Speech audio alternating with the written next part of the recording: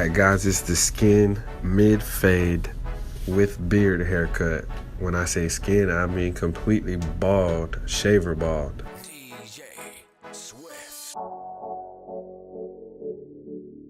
We're going to start this haircut with the outliner blade and the Super ZR and make our first guideline.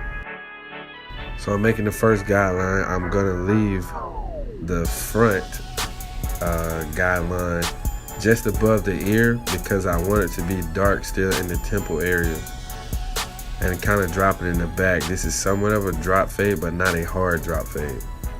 This is going to fade right into the beard and midway around the head. That's why I call it the mid fade.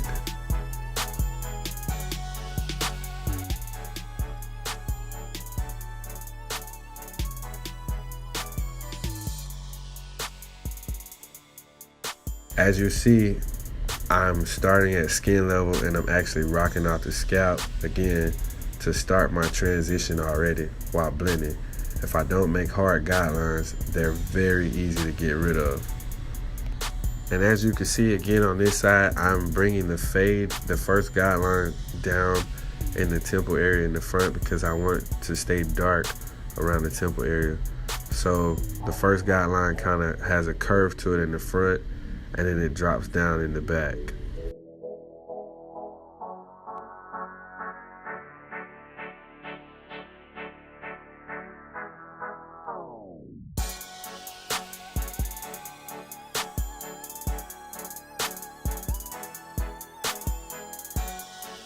Now I'm going to come back with my Braun Series 7 shaver, and I'm going to get the sides and the back completely bald. This is a great tool for shaving underneath the neck area. I use it for it, and I also use it for fading. You have to be careful when using this tool to not get too close to your guideline or your blending area, because this tool makes the lines very hard to eliminate. So my trick to this is, while I'm using the shaver going around the head, I actually rock off the scalp with it as I get closer to the guideline as well. That way I'm not creating any hard lines here. Any hard lines created with the shaver are almost impossible to get out. So make sure you see I'm using a circular motion on the skin, and I'm actually rocking off the scalp as I'm getting closer to the guideline. I just want the very bottom to be completely bald. I'm not gonna raise this all the way to my first guideline level.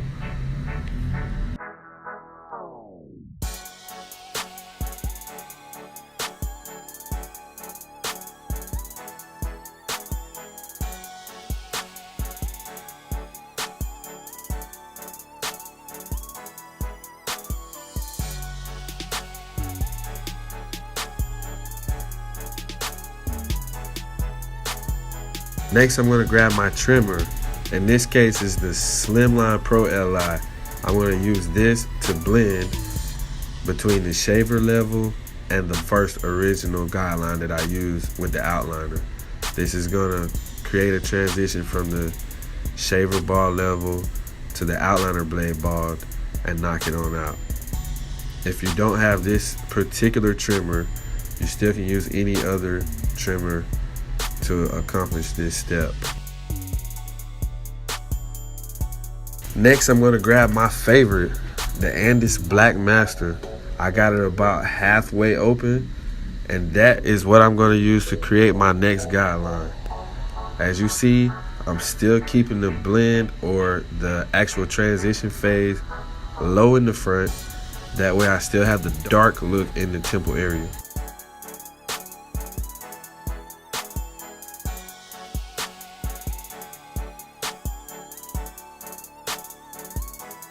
Creating the next guideline, I'm softly going into that guideline that I made last, and I'm still rocking off the scalp, and I'm starting my next phase in transitioning.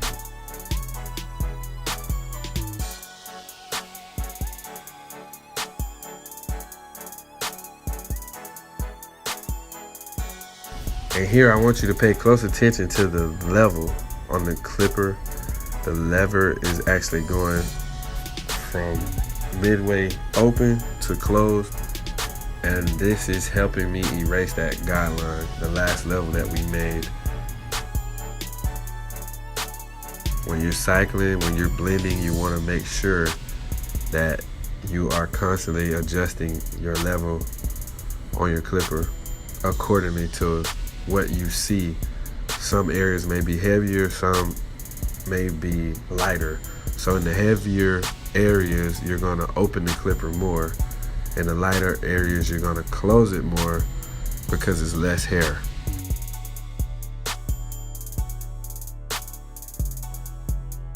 And remember to use the corners of your blades while blending. First 3 teeth on the left and the last 3 on the right. Rotate according to the direction of the growth pattern or the direction of the way you're blending.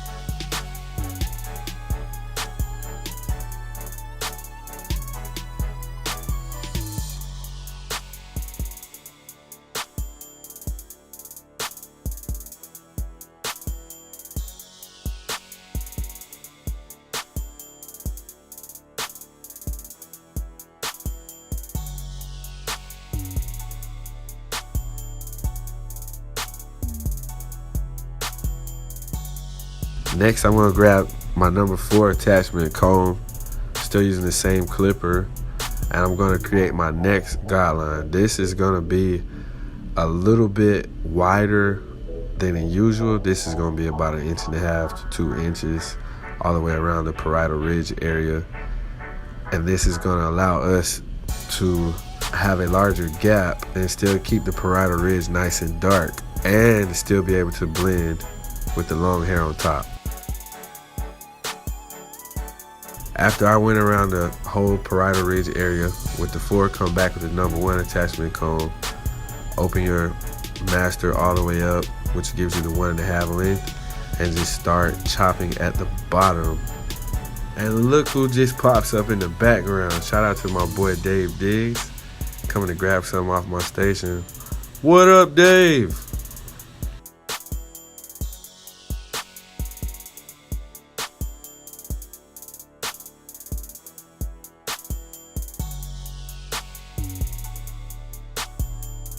So I'm still using the 1.5, kind of moving the clipper in a circular motion, and I'm not pressing that hard on the scalp.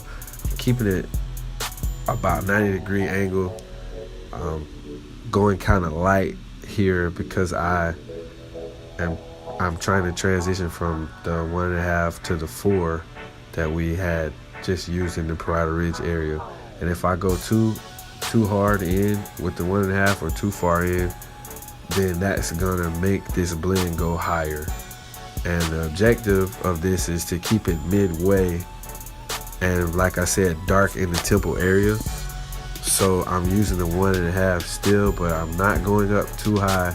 I'm moving the clipper in a circular motion, and I'm still coming off at about 90 degrees right at the scalp. That way I still have that number 4 length in the parietal ridge area.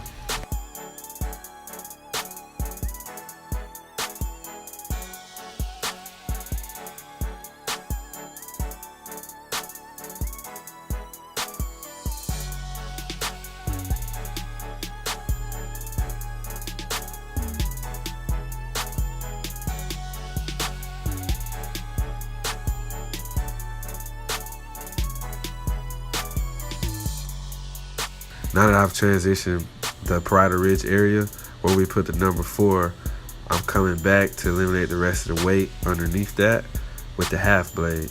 That's just the master all the way open, and I'm rocking out the scalp still, and I'm only using the corners of the blade, as you know already. Still dark in the temple area, and I'm kind of just bumping that line out very lightly.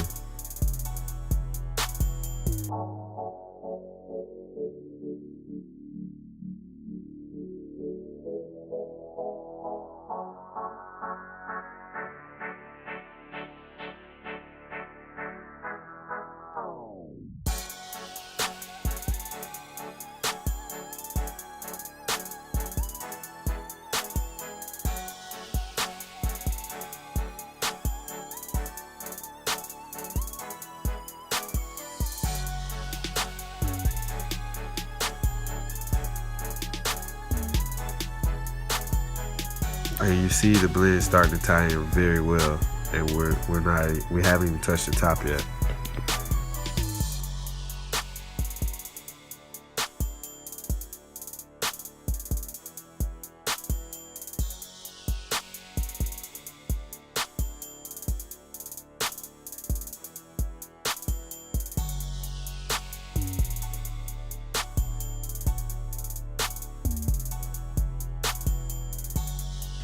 Now I'm picking up my Super ZR again.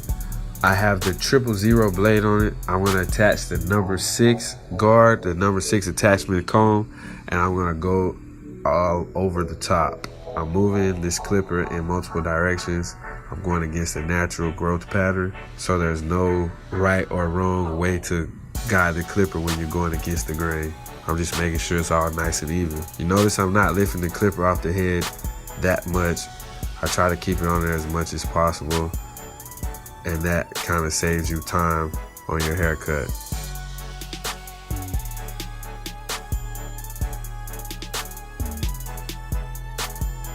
And to tie this all in now, I got the master again.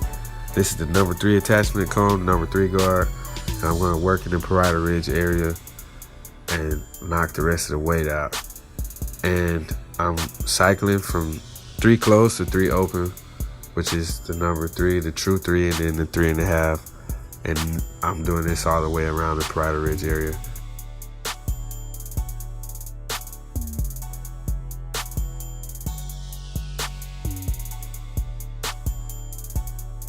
After I did that, I went back in with the Speedo guard number 2. It's labeled as 0. It's in between the Andis number 1 and the Andis 2. The 2 is a little bit larger, but this is the Speedo Guide Systems number 2. It works kind of like a 1.5 guard, and it's perfect. And then after that, I work my way back down to the 1 and do the same exact thing.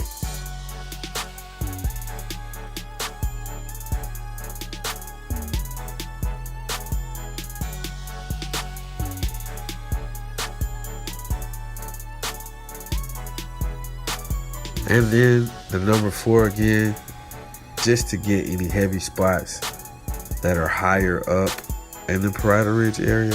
And that just helps make sure the blend is even tighter. When you see the complete look of this haircut, I use a lot of guards, but when you see the finished look, you will see how flawless this blend really came out to be. And then the number 3 again, basically just doing the same thing. All these guards that I'm using now is just to help tie the blend together. Some spots, I might need the 4 a little bit higher, then I went back down with the 3 or the 2 or 1.5. But this is just what I like to call polishing. Basically, when the haircut is kind of almost complete, I just like to go back in and just polish that blend. And now to tie the beard into the skin sides, I'm just cleaning it up with the Speedo Guide 1.5 on both sides. And then I'll work my way back down with the 1 and then follow it out with the half blade.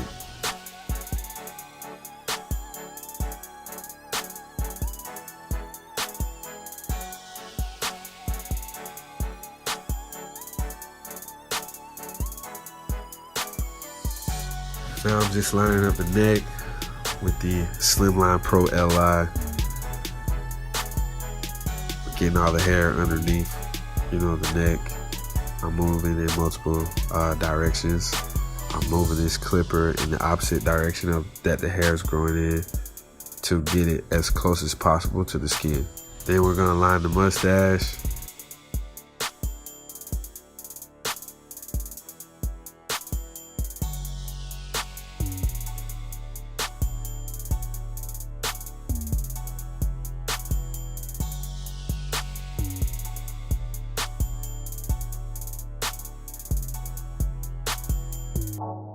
Before we do the edge, I take the Ossis Volume Up Texture Spray by Schwarzkopf and just lightly go across his front hairline. What this does is holds the hair in position. He had straight hair, so I kind of just laid it down, and it holds it in position when I do the lineup. Sometimes when you're lining straight hair, the clipper will hit it and it'll tend to move. But if you do this technique, it makes the lineup extremely crispy, and the hair won't move while you're lining it up.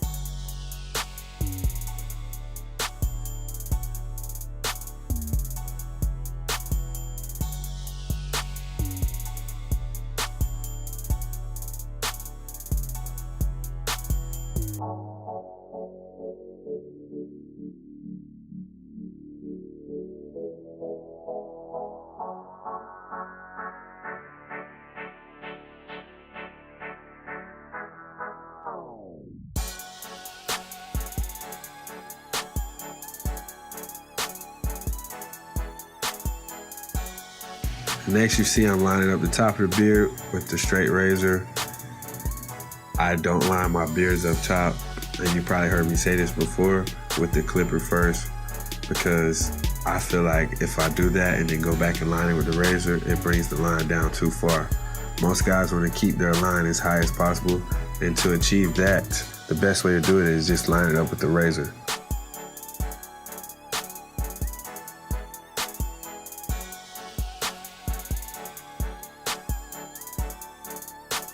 And here again, I took the Braun Series 7 shaver and just cleaned the neck completely. And then I just got the Slimline Pro and just tapped across the hairline again and got any hairs that were sticking up or in the way.